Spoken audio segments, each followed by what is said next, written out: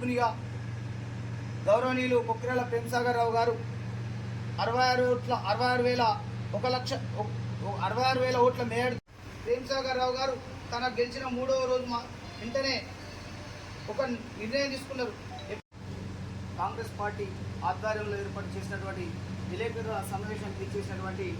అధ్యక్షులకు రైతులందరికీ పేరు పేరున ధన్యవాదాలు తెలుపుకుంటున్నాం. అదేవిధంగా ఈ సమావేశంలో ఈ కుట్రకు నిదర్శనం నిన్న జరిగినటువంటి కలెక్టరేట్ సమావేశంలో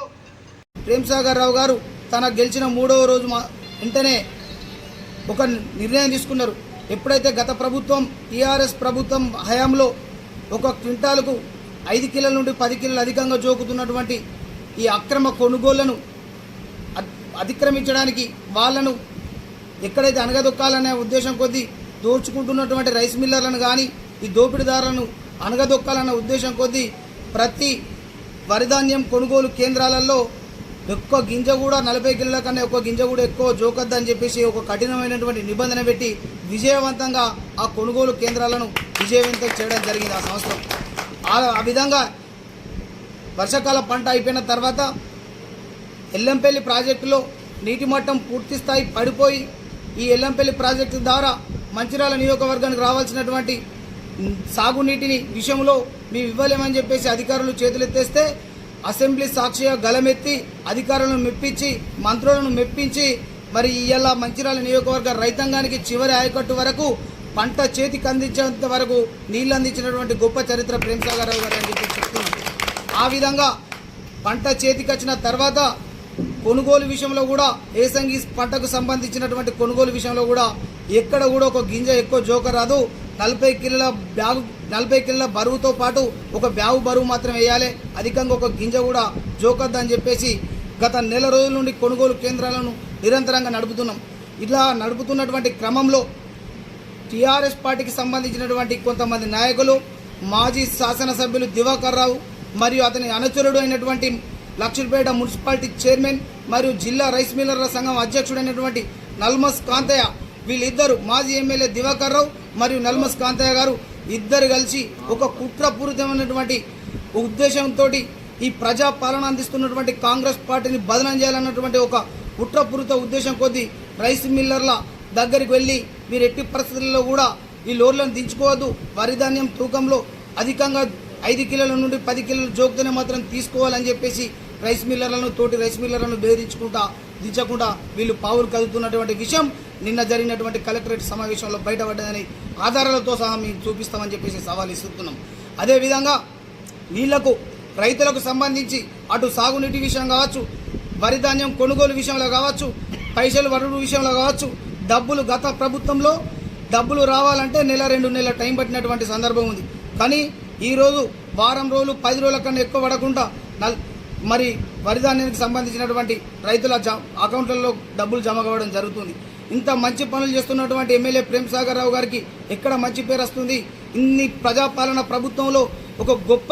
నాయకత్వ లక్షణాలతోటి ముందుకు దూసుకుపోతున్నటువంటి ప్రేమ్సాగర్ రావు గారిని కాంగ్రెస్ పార్టీని బదనం చేయాలన్నటువంటి ఒక మోసపూరితమైనటువంటి కుట్ర ఈ మాజీ ఎమ్మెల్యే దివాకర్ రావు, రైస్ మిల్లర్ల సంఘం అధ్యక్షుడు నల్మస్ కాంతయ్య వాళ్ళు చేస్తున్నారు. ఎందుకంటే ఇలా మేము ఖచ్చితంగా అడుగుతున్నాం, మీ ఇద్దరికి సిగ్గు మానం ఉంటే ఇవాళ మంచిర్యాల నియోజకవర్గంలో ఉన్నటువంటి ప్రతి రైతు దగ్గరికి పోయి మనం అడుగుదాం, మీకు కొనుగోలు విషయంలో కాంగ్రెస్ పార్టీ ప్రభుత్వం ఏ విధంగా సహకరించింది, ఎమ్మెల్యే ప్రేమ్సాగర్ రావు గారు ఏ విధంగా సహకరించిందని చెప్పేసి ప్రతి కొనుగోలు కేంద్రం దగ్గరికి పోయి అడుగుదాం, వాళ్ళు చెప్పే సమాధానం వినుండి. అదేవిధంగా డబ్బుల విషయంలో మీకు ఏమైనా తేడా వస్తుందా అనే విషయం కూడా అడుగుదాం. ఆ విషయంలో కూడా రైతుల నుండి మీకు ఒక వ్యతిరేకత మాట వచ్చినా మీకు ఛాలెంజ్ కడతామని చెప్తున్నాం. మరి మీరు ఎందుకోసం కుట్రపూరితంగా మాకు ఒక మంచి పేరు వస్తుందన్న ఉద్దేశం కొద్దీ కుట్రపూరితమైనటువంటి విషయాలలో మీరు ముందుండి మీ నాయకత్వాన ఇవాళ రైస్ మిల్లర్లను కొంతమందిని మభ్యపెట్టి భయపెట్టి వారితో కొనుగోలు చేసినటువంటి ధాన్యాన్ని దిగుమతి లేకుండా చేస్తున్న మాట నిజమని చెప్పేసి మీ ఇవాళ ఖచ్చితంగా చెప్పదలుచుకున్నాం. దానికి ఆధారాలు కూడా నిన్న జరిగినటువంటి సమావేశంలో ఎట్టి పరిస్థితుల్లో మేము కొనుగోలు చేసినటువంటి ధాన్యాన్ని మేము దించుకోమని చెప్పేసి కరాఖండిగా నల్మస్ కాంతయ్య చెప్పినటువంటి సందర్భం నిన్న కనిపించింది. ఎందుకోసం మీకు జిల్లా అధికారులు ప్రతి రైస్ మిల్లర్లకు ట్యాగింగ్ చేసి ఇంత టార్గెట్ ఇచ్చినప్పుడు మీరు ఉద్దేశపూర్వకంగా దించుకోకుండా ప్రభుత్వ నిబంధనల మేరకు దించుకోవాల్సినటువంటి అవసరం ఉన్నప్పటికీ కూడా దించుకోకుండా మీరు మొండి వైఖరి పోతున్నారు కనుక తప్పకుండా ఏదైతే రైతులను ముంచినటువంటి రైస్ మిల్లర్లు ఎవరైతే ఉన్నారో ఇలా దించుకోకుండా మొండి వైఖరి ప్రదర్శిస్తున్నటువంటి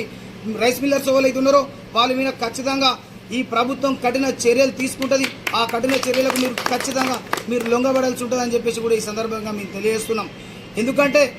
ఇలా దివాకర్ రావు కావచ్చు, నల్మస్ కాంతయ్య గారు కావచ్చు, ఈ సందర్భంగా వాళ్ళకు మేము ఈ కాంగ్రెస్ పార్టీ తరఫున మేము చెప్పేది ఏంటంటే గతంలో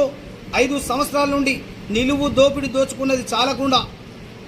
రైతులను ముంచింది చాలకుండా, రైతులను ఇబ్బంది పెట్టింది చాలకుండా, నీటి విషయంలో సాగునీటిని చక్కగా అందించింది కాకుండా మీ ఇష్టపూరితంగా 5 సంవత్సరాలు, గతంలో 4 సంవత్సరాలు, 9 సంవత్సరాల పాటు ఈ రైతాంగాన్ని గోసబెట్టుకున్నది చాలక మళ్ళా కాంగ్రెస్ పార్టీ అందిస్తున్నటువంటి సంక్షేమ పథకాలకు కానీ, ఈ సాగునీటి విషయంలో కానీ, వరిధాన్యం కొనుగోలు విషయంలో కానీ మీరు ఓర్వలేక మీ యొక్క కక్కుర్తి బుద్ధితోటి చివరి క్షణంలో రైతులను ఇబ్బంది పెడితే